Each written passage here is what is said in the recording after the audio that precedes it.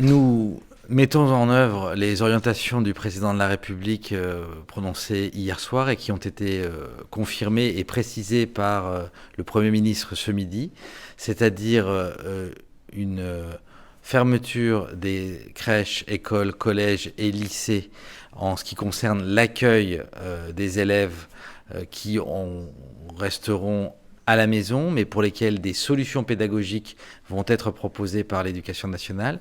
Il y a également l'interdiction des rassemblements de personnes, de plus de 100 personnes en milieu confiné comme en plein air, sans bien évidemment que cela ne remette en cause des activités essentielles à la vie de la nation, comme les élections municipales qui auront lieu ce week-end, comme le fait bien évidemment de maintenir ouverts des commerces, notamment de distribution alimentaire, pour pouvoir faire en sorte que nos concitoyens puissent continuer de se ravitailler et d'assurer une vie sociale évidente.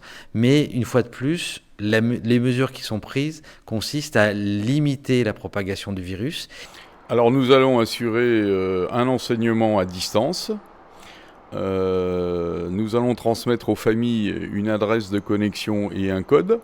Les parents créeront un compte d'utilisation sur le système. Et une fois que ce compte est créé, les échanges vont s'organiser entre le professeur et un groupe d'élèves. Et il y aura bien entendu des échanges individuels avec chaque élève, mais on va créer en fait une classe virtuelle. Ça, tous les moyens techniques permettent de le faire aujourd'hui, et c'est de cette façon que nous allons fonctionner. Alors pour le moment, les examens doivent se dérouler selon le calendrier prévu.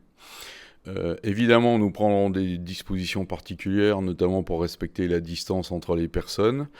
Les locaux, le mobilier seront désinfectés et nous mettrons à disposition le gel hydroalcoolique, tout ce qu'il faut pour que l'intégrité des personnes qui passeront l'examen soit respectée.